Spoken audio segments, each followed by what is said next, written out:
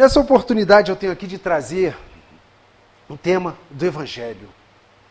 E no Evangelho é o capítulo 6, o Cristo Consolador, onde ele fala do jugo leve e do Consolador prometido. Na verdade, que nós viemos numa caminhada, numa trajetória, em meio às nossas tribulações, recebemos esse amor, essa grande prova do Pai em nos conceder a reencarnação, para que possamos nos melhorar, para que possamos refazer o que nós não fizemos da forma correta, que possamos melhorar aquilo que nós fizemos. E não seria uma oportunidade diferente estarmos reunidos em nome de Jesus, não é verdade?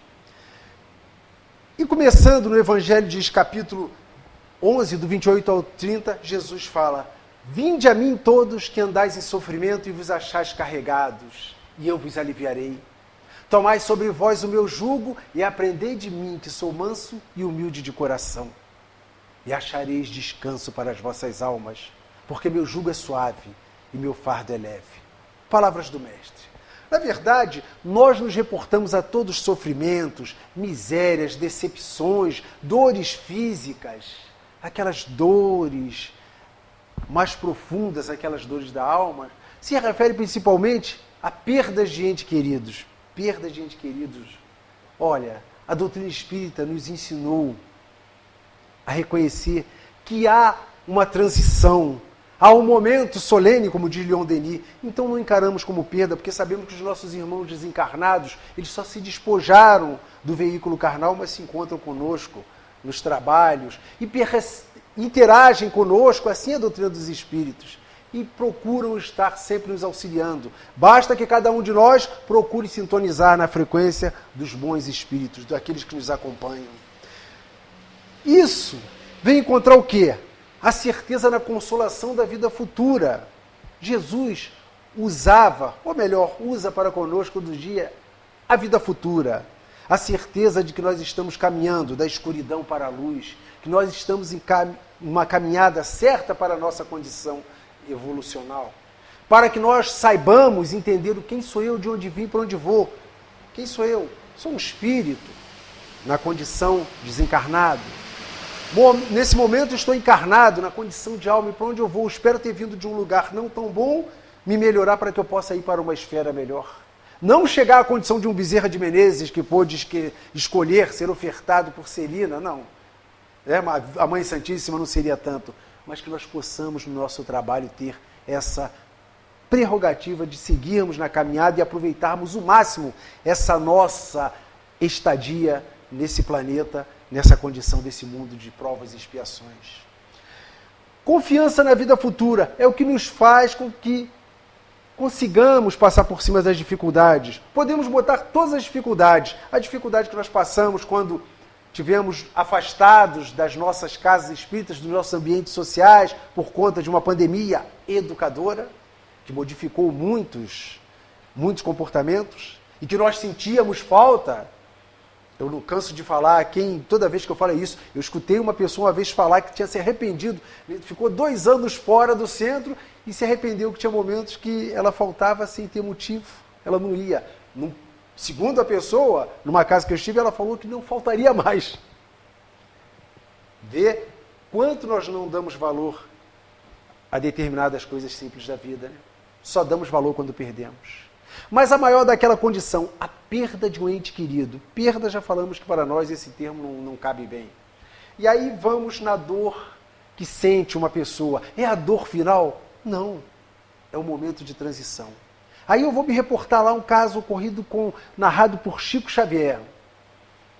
Ainda, já em Uberaba, ali na década de 70, aconteceu um fato interessante. O empresário Vade Abraão, lá de São Paulo, ele e sua esposa estavam muito... A esposa dele se chamava Jandira. Estavam muito tristes. Eles haviam perdido um filho. Olha só o termo, perdido um filho de 17 anos. E ele não aguentava mais. O empresário, ele vinha do trabalho, da fábrica, chegava em casa, disfarçava e retornava, mas não para a fábrica. Retornava para o cemitério, onde ele queria se deitar à lápide superior do túmulo do seu filho, porque ele achava que o filho dele não conseguiria ficar sozinho ali, ou estava sentindo frio.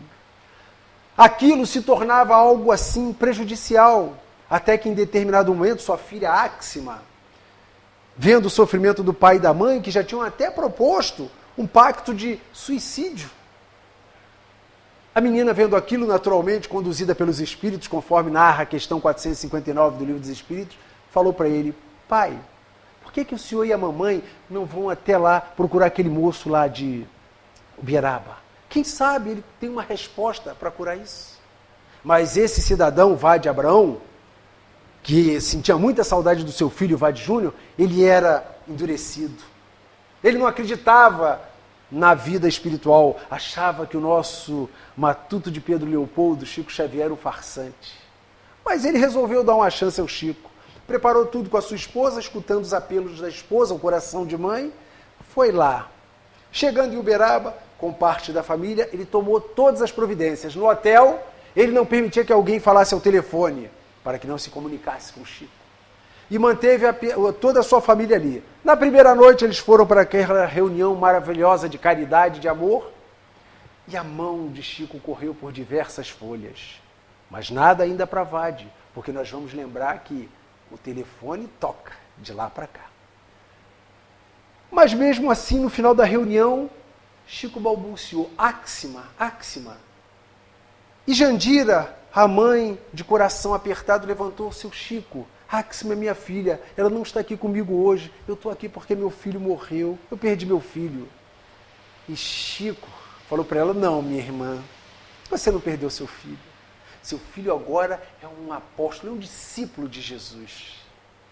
Mas aquilo ainda não consolou. Vade, pai ainda endurecido, voltou e pediram mais uma chance. Na reunião seguinte, provavelmente no dia seguinte, eles foram. Aquele dia sim o telefone iria tocar. Chegando lá, as mãos de Chico, de forma magnífica, percorreram quase 20 folhas e no final vem a assinatura: Vade Júnior. Quando ele falou aquilo, entregou as folhas na direção de Jandira, que passou direto para o seu marido. Vade, naquele momento, precisou ser tocado no seu sentimento mais puro. Ali, ele via nas palavras do filho fatos que ele havia conversado com o filho. Fatos em que ele sabia do avô e que o filho se reportava no plano espiritual a palavras do avô. Naquele momento, Vade fora tocado pela grandeza do trabalho que é a vida espiritual. Tornou-se um dos maiores trabalhadores espíritas. Passou a reconhecer que a nossa vida não é isso aqui. Esse aqui é o momento em que nós passamos, mas que precisamos colher o máximo de frutos. Fazer a semeadura correta para que tenhamos uma colheita satisfatória. Então ele precisou ser tocado nas suas reminiscências. Aquilo ali foi a palavra consoladora que Jesus nos dissera, nos viera trazer. E quem tem essa dúvida da vida futura, padece pela tristeza, ele padece pela incerteza do futuro, minha casa, minha família, meus bens, e isso causa uma inquietação ao espírito, porque ele pensa no seu momento de partir e deixar aquilo tudo. É uma perturbação que, caros irmãos, aqueles que acreditam no Jesus Consolador, no Cristo Consolador, nas suas palavras, nós não podemos levar. Porque deste mundo nós temos que levar bagagem moral e intelectual. Essa sim, devemos levar. A matéria vai se decompor. O carbono, o hidrogênio, o azoto, o oxigênio vão ficar fazendo parte do mundo em que se enquadram. Mas nós temos que levar essa bagagem. E essas aflições pesam com muita intensidade no futuro. Aí nós vamos nos reportar às nossas reuniões mediúnicas, reuniões de desobsessão, onde encontramos irmãos ainda precisando de assistência e que estão ali presos às suas regras, às suas autoridades mundanas. Faz-me lembrar, nesse momento, o caso daquele bispo de Barcelona, Dom Antônio Palau e Termes. O Auto de Fé de Barcelona, alguns já ouviram falar, que aconteceu 9 de outubro de 1861, quando o nosso codificador Allan Kardec enviou as obras da França para a Espanha e essas obras foram confiscadas. Ao invés de serem devolvidas, elas seriam queimadas em praça pública. Dom Antônio Palau e Termes, o bispo de Barcelona, por sua ordem, encabeçou aquele evento horroroso, podemos dizer. Passado tudo aquilo, alguém numa reunião espírita falou para Allan Kardec: deixa, não entre na celeuma de buscar diplomaticamente aquelas obras, porque as cinzas vão levar mais longe. E foi o que aconteceu. Depois daquilo, as pessoas correram atrás das obras, porque quando há algo que chama atenção, desperta interesse. 8 meses após, desencarna o bispo de Barcelona. E ele é recebido carinhosamente em uma reunião mediúnica. E lá, em espírito, já sob tirado o véu que nos coloca a carne, ele estava diante do mal que ele poderia ter causado ao trabalho de Jesus. Mas, em verdade, naquela reunião de amor e carinho, disseram para ele que não. O que ele fez foi o que exatamente Emmanuel recomenda, divulgar a doutrina. E ele divulgou daquela forma. Ele pensou em atrapalhar, mas, de certa forma, ele deu impulso na doutrina espírita. Então, nós vemos que aquilo ali, para aquele espírito, mesmo despojado da matéria, já era um consolo. Aquele peso ele não levaria com tanta intensidade para o túmulo. Talvez tivesse uma condição perturbadora diante da sua realidade espiritual, tendo perdido tão grande oportunidade de trabalhar por Jesus, mas devido às suas questões da terra, ele não fez. Meus queridos irmãos, Deus, Jesus, a espiritualidade jamais nos abandona. Nós podemos até não fazer a nossa parte, mas eles estão conosco sempre buscando nos encaminhar para a seara do bem. Tantos grandes espíritas que foram adversários do espiritismo. Cito o exemplo de Humberto de Campos, que encarnado não trabalhava pelo espiritismo abertamente, embora fosse demonstrando já procurasse se aproximar de Deus. No plano espiritual se colocou como servidor dos interesses nossos, do planeta Terra, com as suas obras maravilhosas, entre elas Brasil, coração do mundo, pátria do Evangelho. Mas vamos seguindo aqui. Entretanto, essa condição faz depender, é uma condição que se faz a sua assistência e a felicidade que Jesus promete ao aflito. Ou seja, essa consolação, essa felicidade, ele promete aos aflitos. Porque as nossas aflições nós vamos procurar onde? Vamos procurar no nosso interior, no momento de prece, em que nos agarramos a esses nossos mentores, nossos trabalhadores, que através de um passe, através de uma conversa fraterna, vem nos reforçar a confiança em Deus, a confiança nessa vida futura. Sorria, vamos olhar mais para o alto, que quem olha para o chão, curvando a cabeça, não percebe a grandeza desse céu estrelado, dessa imensidão que Deus colocou para que nós possamos nos revigorar e a cada dia que nós levantamos, poder agradecer por tão grande oportunidade. Essa caridade, esse amor, está incluído na lei de Jesus, lei de amor e caridade. Nós podemos ver ali no Livro dos Espíritos, principalmente quando se relaciona à sua parte filosófica, ele nos dá o caminho de tudo através das suas 1019 questões. Começando pela mais primordial, que é Deus.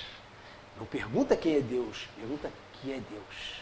Inteligência suprema, causa primária de todas as coisas. É esse que nos dá essa força motriz para que possamos suportar as nossas provas com força, com dignidade. Esquecidos do compromisso que assumimos lá, mas que guardamos na nossa trajetória evolutiva, a bagagem angariada para que nós sejamos firmes aos propósitos nossos reencarnatórios. E a felicidade de podermos ser conduzidos ao berço espírita, onde ela vem desvendar da forma mais suave, porém adequada à nossa condição intelectual de entendermos esse mecanismo da vida, entendermos o nosso livre-arbítrio, entendermos que nós somos os responsáveis pela nossa condição, entendermos que nós vamos ter outras oportunidades e esse Consolador não nos faltará. Eu lembro de outro caso aqui também, quando ele fala dessa lei, que é uma lei suave, precisa de martírios? Não, não precisa. É pôr em prática o amor. Quantas não são as vezes que nós passamos determinadas situações e achamos que não vamos suportar? Às vezes até por uma falha nossa, questões materiais, sim, nós estamos ainda na nossa evolução. Falando de Jerônimo Mendonça, esse grande expoente do trabalho espírita, aqueles que não sabem, Jerônimo Mendonça, ele viveu entre 1938, e 1939 e 1989. Foram 50 anos e 25 dias, mas deixou um legado de amor ao próximo. E dentro da sua história tem um fato que chama muito a nossa atenção. Quantas vezes em dia de chuva nós não quisemos participar de um evento, ajudar um irmão? A chuva é um fenômeno da natureza. Nós estávamos perfeitamente na função orgânica funcionando. Jerônimo, numa cama ortopédica, havia ido ao médico, as suas unhas foram arrancadas, porque ele não conhecia, ele não podia nem tocar, a dor era enorme, a anestesia não pegava. E ele, chegando com aquela dor toda em casa, se depara com um ônibus na frente de sua casa, com pessoas, uma caravana que tinha ido lá para visitar o Jerônimo e absorver um pouco daquela alegria daquele nosso irmão. O que aconteceria? Ele poderia estar indisposto, dizer, não vou atender, não dá, preciso de descanso, não. Alguém ainda falou para ele, Jerônimo, é melhor descansar e pedir para esse pessoal voltar outro dia ou cancelar. Ele não. Pediu que alguém pegasse o violão e começou a contar suas histórias e trovas. E ao término daquela reunião, ele falou que se sentia melhor, como se tivesse aguçado as suas endorfinas e tivesse diminuindo as suas dores. Vê que exemplo de amor ao próximo. Não precisou doar nada material, porque nós colocamos a condição de ter que fazer a caridade doando materialmente. Não. Ele doou o amor. Por isso que Jesus fala, essa lei é suave. Nós podemos botar em prática. O jugo leve é o domínio moral que ele adquiriu e que nós podemos adquirir. Esse domínio moral nas mais difíceis situações em que nós não vamos desviar do nosso caminho, nós vamos seguir a nossa reta, o nosso objetivo que é alcançar, que é a evolução. Mas esse Consolador prometido que nós falamos, e Jesus anunciara no capítulo 14 do Evangelho de João, do 15 ao 17, no 26, palavras de Jesus. Se me amais, guardai os meus mandamentos. E eu rogarei ao Pai, e Ele vos dará outro Consolador para que fique eternamente convosco. O Espírito da verdade, a quem o mundo não pode ver nem receber porque não o conhece. Mas vós o conhecereis, porque Ele estará convosco e ficará em vós. Mas o Consolador, o Espírito Santo, a quem o Pai enviará em meu nome, vos ensinará todas as coisas e vos fará lembrar de tudo que eu vos tenho dito. Vejamos, irmãos, a profundidade dessas palavras proferidas por Jesus. Primeiro, imediatista. Quem tinha o ensinamento de Jesus galgado na vida futura não poderia esperar de imediato. Se me amais, verbo condicional, se me amais, ele não obriga, me ama, imperativo afirmativo. Não fazia parte do temperamento de Jesus. Jesus promete outro Consolador, sim, o Espírito da verdade. Ele é o manifesto de espíritos superiores responsáveis pela implantação dessa doutrina consoladora, que viera nos trazer essa luz, essa aura, dessa limpeza da atmosfera através dos ensinamentos de Jesus, que entendêssemos melhor as parábolas. Vemos que não é algo sem planejamento. Lembramos daquela assembleia narrada por Humberto de Campos, quando o espírito Allan Kardec tem encontro com Napoleão Bonaparte, numa assembleia onde é preparado os destinos da Europa, e nasceria depois, em 1804, ao dia 3 de outubro, Hippolyte Léon Denisard Rival, que 50 anos depois seria conhecido como Allan Kardec, para nos colocar a par desse trabalho tão grandioso, do qual ele não fez questão de assinar, e assinou com o pseudônimo de Allan Kardec. Mas esse Consolador, que vinha através desse Espírito da verdade, se manifestou. E tem uma passagem onde isso vem realmente a tornar palpável para nós essa fiscalização do ensinamento dos Espíritos, que é o controle universal do ensinamento dos Espíritos, quando na noite do dia 25 de março de 1856, estavam então ainda professor Rivaio trabalhando em sua casa e escutava batidas fortes no tabique. E essas batidas se tornavam cada vez intensas quando ele se retornava ao trabalho, mais intensas. Até que a sua esposa, Amélie Gabrielle Boudet, chegou mais tarde, também escutou essas batidas. E aí nós vemos a sintonia desses espíritos no trabalho que tinham que executar. Porque nem toda manifestação que vem para mim vai aparecer para o meu irmão, para minha irmã lá. Não é assim. A Amélie escutou os barulhos também E perguntou ao marido, ele falou, não sei o que é. E foram dormir, já bem depois das 10 horas. No dia seguinte, ele tinha reunião na casa do senhor Baudin, com as meninas Caroline e Julie. E lá ele resolveu narrar esse fato, conversando com o senhor Baudin, narrou esse fato. E ele perguntou do que se tratava. E esse dirigente falou para ele, tratava-se do seu espírito familiar, porque ainda não tínhamos a codificação, não sabíamos a diferença dos espíritos, as escalas espíritas. Então tudo era um espírito familiar. E o professor Rivai pergunta a ele, mas o que ele queria comigo? Diz o senhor Baudin, pode perguntar a ele próprio, ele está aqui. E Denizar pergunta, com aquela sua inteligência, essa sua bagagem, meu espírito amigo, agradeceu pela assistência dele de estar perto e perguntou o que ele queria, se ele queria avisar algo. E esse espírito disse para ele, sim, era a respeito do que escrevia ontem à noite. E o codificador perguntou, mas havia algo que estava lhe incomodando? Sim. Era relativo ao capítulo todo? Não, era só uma parte.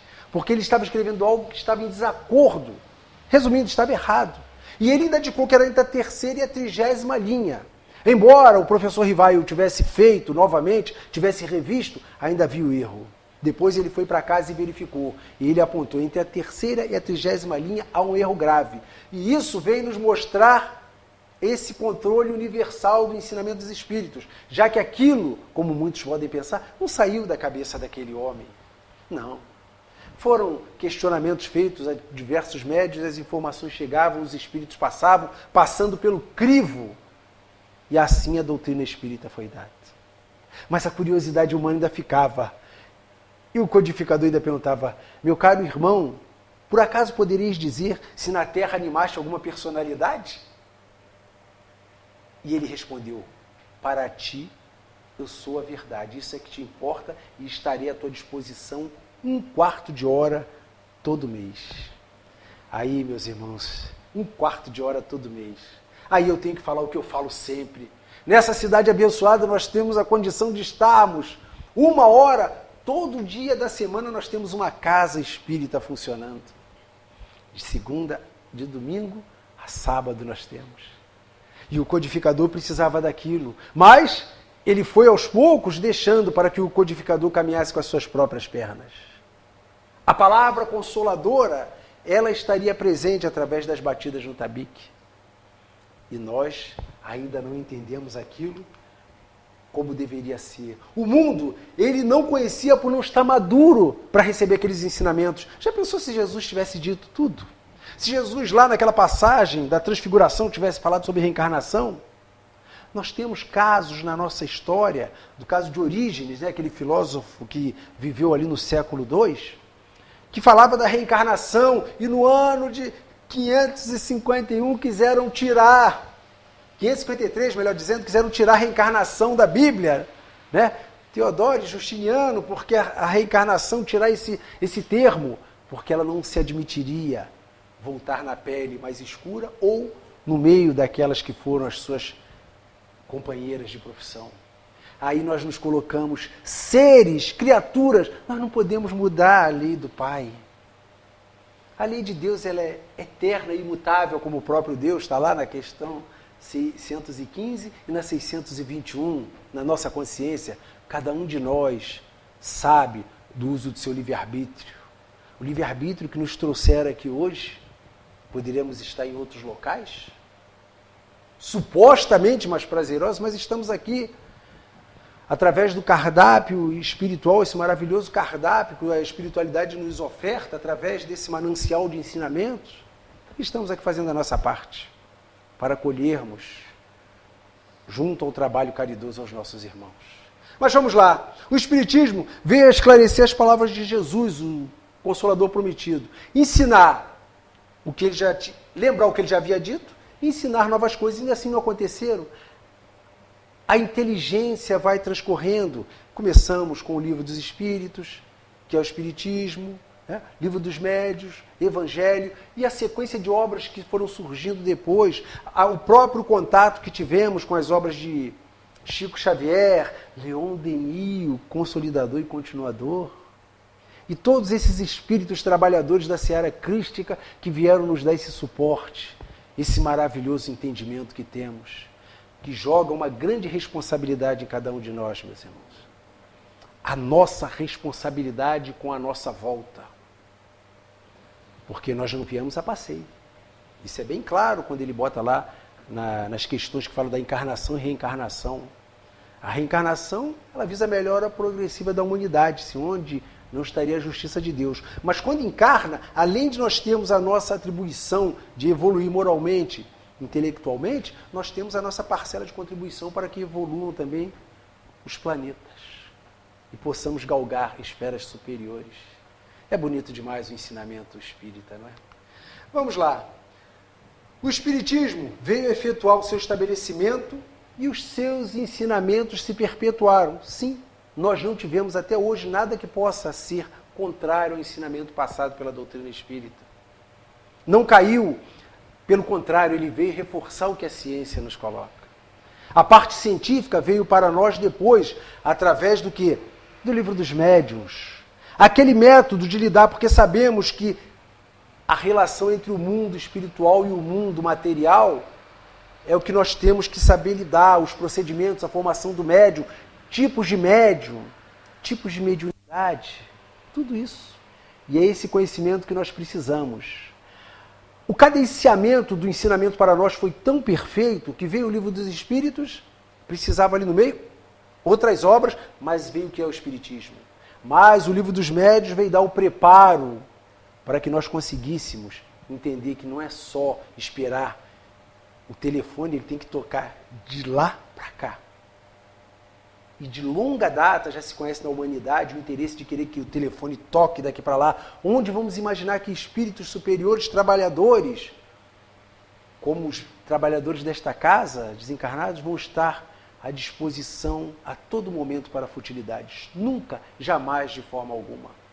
Para isso, é necessário que nós conheçamos cada vez mais e nos aprofundemos no estudo espírita, que isso é o engrandecimento da nossa bagagem e é a possibilidade que temos de prestar caridade para com nossos semelhantes. Não é?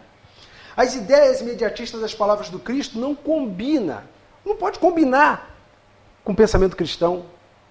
Imaginemos que nós vamos nos tornar trabalhadores de uma casa para aplicar o passe sem termos estudado. Imaginemos que aquelas palavras de Jesus tenham sido ditas para a semana que vem. Não. Quem esperava isso tem que ter a paciência, os espíritos milenares, aqueles nossos irmãos que vêm através dos anos trabalhando. Nós temos aí depoimentos, muitos irmãos nossos que são atendidos nas nossas reuniões mediúnicas, que ainda pelejam contra as suas más tendências, mas recebem auxílio. O nosso mentor desta casa, figura de grande lume, a que eu não deixo de admirar, Dom Pedro II, é um espírito que tem uma bagagem e que continua trabalhando com certeza para o nosso engrandecimento.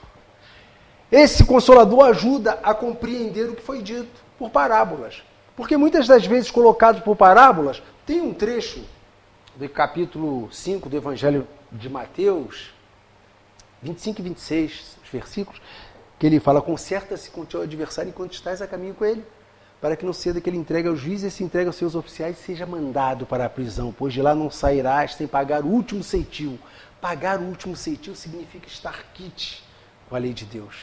E isso não se faz só de uma vez, faz nas nossas oportunidades de virmos em planetas como a Terra, outros similares, nas diversas moradas da casa do Pai. Ali foi dito de uma forma, o Espiritismo veio nos abrir, quando nós entramos no Evangelho, o capítulo lá, diversas moradas da casa do Pai, Jesus trouxe o ensinamento da forma com que fosse necessária nós compreendermos a nossa ocasião. Eu tenho certeza que, meus queridos irmãos, como aconteceu comigo, há 20 anos atrás, nós lemos o Livro dos Espíritos. Há 10 anos atrás, nós já estudamos. Há 10 anos, por quê? Quando lemos, temos que estudar. Hoje, quando nós tomamos contato novamente com a obra, percebemos já diferente que nós não entendíamos. É natural. É esse, como é que se diz, esse grau de intelectualidade que vai se florescendo para que os espíritos possam realmente se consagrarem ao trabalho evolutivo. Nós não estamos aqui à toa. Estacionar é perder uma encarnação. Então, caríssimos irmãos, sejamos voluntários sim para os trabalhos nas nossas casas. Sejamos abertos ao entendimento. Procuremos nos pautar nas nossas leis, principalmente de amor e caridade, que é o ensinamento dado por Cristo. Dai de graça o que de graça recebei, não é verdade? E é isso que nós temos que ter no nosso pensamento. E compreender por parábolas o que foi dito. Hoje nós ainda não entendemos tudo. Eu posso citar aqui um caso interessante do estudo. O Jerônimo Mendonça. Esse aconteceu com Jerônimo.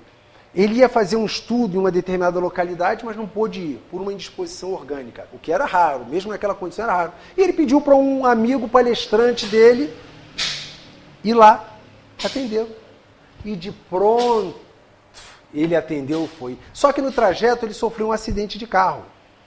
O carro capotou, assim que aconteceu. E ele estava indo para uma atividade enobrecedora. E naquele momento em que capotou, não são os nossos carros atuais, embora tenha airbag, né? Aqueles carros, preservado ainda ali, ele rapidamente, ao sair do carro, já foi para o porta-luvas, pegou o evangelho dele e resolveu abrir para agradecer. Mas quando abriu naquele trecho lá, se fosse um homem de bem, teria morrido. Não me recordo o número. Quando ele abriu, leu aquilo lá, ele pensou, eu vou falar com o Jerônimo isso. Por quê? Se nós formos ver o contexto do livro, é uma ideia totalmente diferente. Ali é um não egoísmo, né? Que nós achamos, quem é bom tem que ficar, quem é ruim tem que ir embora logo. E ele foi falar com o Jerônimo, que ele viu que ele não servia nem para morrer, porque ele não era um homem de bem. O Evangelho falou para ele quando ele abriu ali. Então, é o entendimento, é conhecer. Nós precisamos conhecer a forma, o verdadeiro significado das palavras do Mestre Jesus. E isso ainda nos falta. E o que nós precisamos disso? Da parte intelectual ser apurada. E só assim, com certeza, nós temos uma boa bagagem para que a nossa parte moral caminhe. Embora a intelectualidade, vemos nos nossos dias atuais, em outras épocas, que muitos espíritos munidos da intelectualidade, mas a moralidade está lá embaixo. E muitos que não são munidos da intelectualidade, mas têm a moralidade. Vamos dar o exemplo de Aristides, na primeira reunião de Eurípides. Aristides, um médium que não sabia escrever um ó com a garrafa, mas Eurípides, para poder se conscientizar, para poder aceitar o espiritismo, precisava ser tocado. E ele mentalizou, se é verdade que existe esse contato entre os vivos e os mortos, eu quero que Aristides, que a mensagem venha por Aristides. E Aristides se levanta, passa uma mensagem maravilhosa e no final ainda fala João, o evangelista. Acabou. Ele já tinha travado contato com, depois da morte, ao Leon Denis, e ainda tem isso. Então nós vemos que a espiritualidade, ela trabalha naquele que está disposto, que se doa pelo amor, pela caridade, pelo respeito ao próximo. Nós vamos seguindo aqui. Ela vem abrir os olhos e os ouvidos. E é verdade. Hoje nós não precisamos chegar aqui e ver cadeiras se movimentarem, não. Nós sabemos que temos uma coletividade de irmãos aqui, antes, durante conosco, trabalhando o ambiente, trabalhando as nossas energias e que depois estarão nos auxiliando nos nossos passos através dos nossos irmãos trabalhadores. Nós não precisamos mais estar vendo, vamos ver, efeitos, como surgiram as mesas, que as pessoas se deliciavam nos salões de França, regadas às bebidas e achando que aquilo era fantasia. No entanto, apareceu um codificador para mostrar que existia algo mais do que uma mesa que não tinha nervos para sentir nem cérebro para pensar. Vamos seguindo aqui.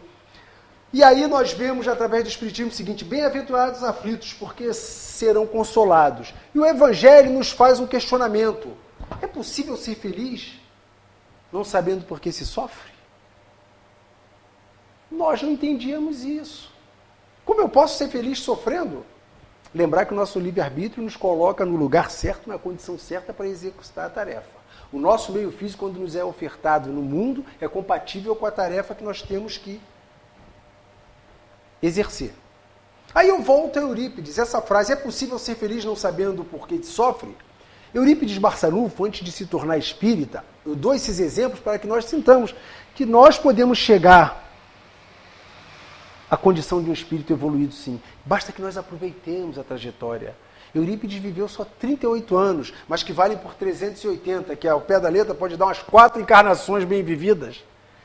Mas ele tinha essa dúvida. Eurípides tinha 3 dúvidas. Não vamos dizer problemas, eram 3 questionamentos. Era a doença da mãe dele, que ela tinha visões e não podia assistir à missa, passava mal, desmaios. Um tio dele que havia abraçado a doutrina espírita, e a família era católica, então aquilo ali causou vergonha. Mas o terceiro questionamento dele, ele que era um dos trabalhadores da igreja, assistia à missa ali dentro, próximo ao altar junto com o padre, tinha uma Bíblia em latim, poucos tinham, o padre deu a ele, tinha um conhecimento, mas ele não conseguia entender isso. Como pode ser feliz sofrendo? No sermão da montanha, ele não aceitava isso, não tem como. Faltava algo a ele.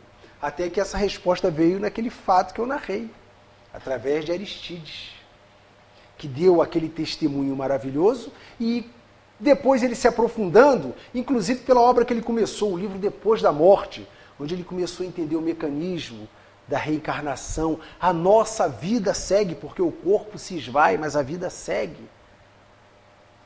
E ele passou a entender que o livre-arbítrio iria determinar a minha condição na vida futura.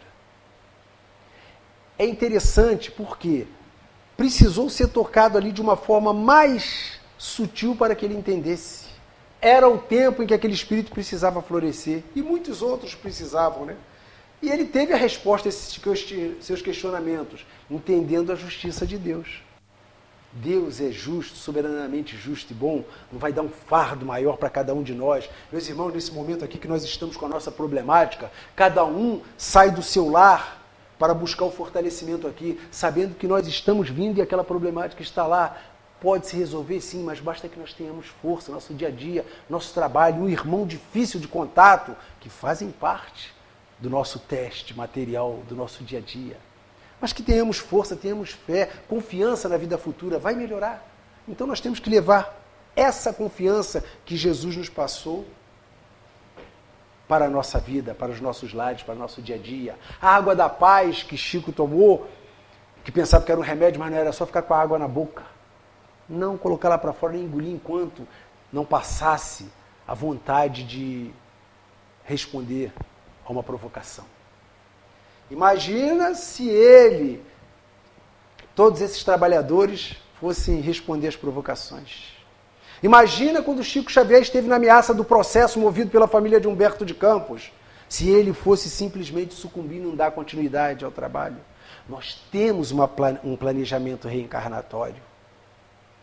E esse nosso irmão tem tanta história que se eu fosse falar, eu faria um estudo só sobre Chico. Mas vamos continuar aqui. Aceitar sem queixas, porque a destinação da Terra é das nossas provas e expiações, relacionada às nossas causas anteriores. E o presente é o que se reflete, é o que nós temos que melhorar. Nós sabemos, o nosso livre-arbítrio vai ditar tudo. Aceitar sem queixas, sim, sem murmúrios, as nossas queixas. Às vezes não temos tanto problema quando nós olhamos para um irmão e vemos que nossos problemas são nada perto dele.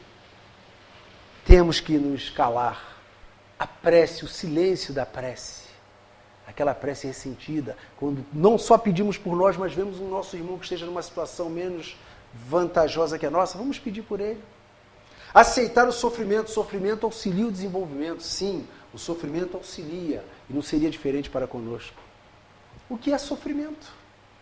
Será que esse sofrimento que nós nos colocamos aqui, nós vamos lembrar que podemos ter solicitado ao Pai no momento em que nós estivemos preparados para adentrarmos ao ministério da reencarnação e virmos? Eu quero chegar lá e eu quero ter essa situação. Eu quero estar diante da prova da riqueza para não sucumbir. Nós não sabemos, porque graças a esse grandiosíssimo Pai nós passamos pelo véu do esquecimento. Paciência, resignação, coragem para seguir até o fim. Todos esses atributos aí nós podemos colocar, principalmente aqueles nossos irmãos que, infelizmente, infringem a lei de Deus, caem no descaminho do suicídio. Principalmente isso. Força, paciência, resignação, coragem para seguir até o fim. Fim de quê? Da tarefa que eu pedi para exercer. Não perder uma encarnação. Essa tarefa de poder servir ao meu irmão, servir a Jesus. Praticar o bem. Vamos colocar que, independente de estarmos dentro da doutrina espírita, nós podemos praticar o bem. Bezerra de Menezes já trazia consigo a bondade, a caridade, antes de conhecer o espiritismo. Formou-se médico em 1856 e foi conhecer o espiritismo praticamente em 1875, quando recebeu um livro, o Livro dos Espíritos, de Joaquim Carlos Travassos. Já traz. Aí vem reforçar para a gente a bagagem que o espírito já traz. E cada um de nós vai levar essa bagagem quando daqui partir. Vamos lembrar que o compromisso da reencarnação, ele é inevitável. Se nós não fizermos agora, vamos ter que voltar para fazer depois. E entender que a bondade de Deus, acima de tudo, nos dá essa condição. Qual o pai que desiste do filho? Nunca vi. Faz lembrar uma outra passagem ocorrida com Chico Xavier. Ele é o nosso expoente. No centro ainda, isso ocorreu ainda em Pedro Leopoldo.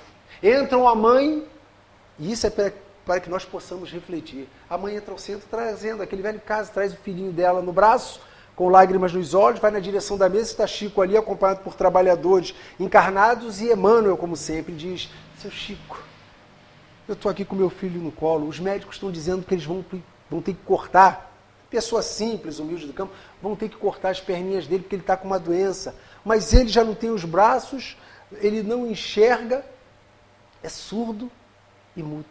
O que eu faço, Chico? Naquele momento, Chico, diante de uma situação daquela, que emociona qualquer um, ele fica calado e Emmanuel já vai dar-lhe auxílio. Chico, fala para essa mãezinha que os médicos estão certos, vão ter que cortar as perninhas dele sim. Porque esse irmãozinho que ela traz no colo cometeu suicídio nas últimas 10 encarnações. Então, para que ele não corra para o fogo, para o abismo, para as águas, é necessário que os médicos atuem. Em nome de Deus, porque Deus não desiste de nós. Nós é que desistimos deles às vezes, né? Quando perdemos a confiança, diminuímos a nossa fé. Então vê que até o último momento, precisando sacrificar para que possa aquele irmão não se entregar, não, como diz aqui, seguir até o fim do caminho, para que ele possa ter oportunidade de vislumbrar o sol. Lembre-se do que eu falei, olhar para o alto e não olhar para baixo. Assim tem que ser o nosso pensamento. E ainda vem João ratificar, no Evangelho de João, ratifica as palavras de Jesus no capítulo 16, do 7 ao 13, quando ele diz: todavia, eu vos digo a verdade, que vos convém que eu vá para que o Consolador venha. Porque se eu não me for, ele não virá a vós. Mas quando eu for, enviá-lo-ei, ele virá e convencerá o mundo do pecado, da justiça e do juízo. Do pecado, porque não crê em mim. Da justiça, porque vou para meu Pai e não mais me vereis. E do juízo, porque desde já o príncipe do mundo está julgado. Ainda tenho muito que vos dizer, mas vós por agora não podereis suportar. Mas quando vier aquele Espírito da verdade, que vos guiará por toda a verdade, porque não falará de si tudo o que tiver ouvido. Por essas palavras, Jesus. Isso no Evangelho, no capítulo 16. Percebamos nós, capítulos 14, 15 e 16. São capítulos onde a sublimidade de Jesus nos levando para o contexto espiritual era maior. 14 ele fala: eu sou o caminho, a verdade e a vida. No capítulo 15 ele vai dando as coordenadas do procedimento para solidificar a sua fé. E no capítulo 16 ele ratifica esse Consolador. Do pecado, da justiça e do juízo. Do pecado porque não crê em mim. E nós ainda vacilamos na crença. Achamos que Jesus nos abandona. Não nos abandona. Ele não nos esqueceu, porque 18 séculos depois nos trouxeram esse Consolador prometido. Da justiça, quando ele diz que vou para meu Pai e não mais me vereis. Sim, Jesus veio, encarnou, teve que, vamos dizer assim, evoluir para poder voltar, para trazer um exemplo. Ele podia escapar de qualquer situação daquela que estava, ele lia o nosso pensamento, ele sabia dos matizes mal intencionados daqueles que tentavam arquitetar, quando falaram da mulher adúltera, quando falaram da moeda. Pecado, da justiça e do juízo. Do juízo, porque ele não crê nele. Mesmo de tudo que ele falou, ele já estava julgado. Ele já estava julgado, mas que fizesse a humanidade ainda não estava preparada para receber esse Consolador.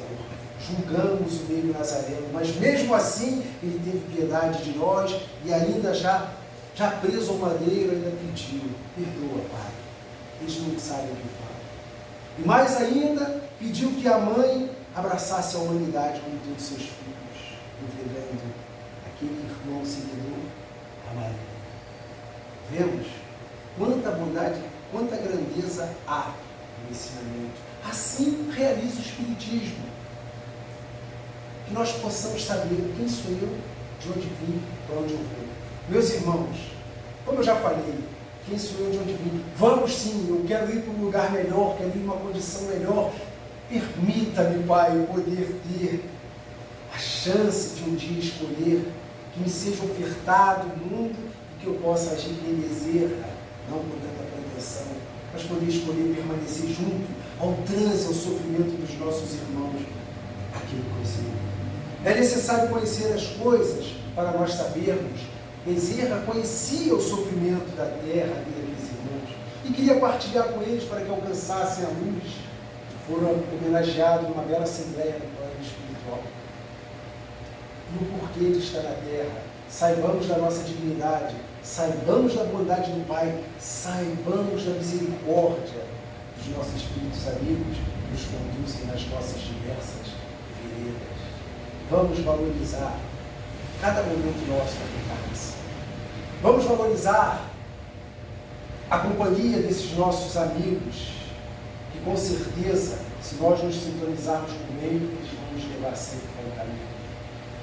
E que possamos partilhar da melhoria daquele nosso irmão, aquele que se encontra numa dificuldade orgânica, numa dificuldade psíquica, daqueles que vão às nossas reuniões de desobsessão pedir auxílio e tem que ser tratados com carinho, com humanidade, com paciência, para que eles se desvinculem daquele mundo de escuridão, daquele véu que fecha os seus olhos e que atrasa o seu progresso. Progresso garantido a todos. Mais cedo ou mais tarde nós vamos chegar a alcançar esse progresso. E lembramos assim os verdadeiros princípios da lei. Consolação, fé e esperança. Consolação, fé e esperança. Atributos que não podem faltar a cada um de nós. Porque se faltar a esperança, para que eu vou estar aqui? Se faltar a fé, eu não tenho força para interagir com esses irmãos que querem me ajudar. E todos esses atributos levam a outro ainda maiores. Quando a gente tem esperança na consolação, a gente tem a caridade. A gente corta o radical dos vícios, que é o orgulho. A gente tira da nossa vida, dessa existência pesada ainda, todas essas mazelas que podem nos prejudicar. Abrimos nossos olhos, abrimos nossos ouvidos. Entendamos que a doutrina espírita, ela não nos obriga a nada.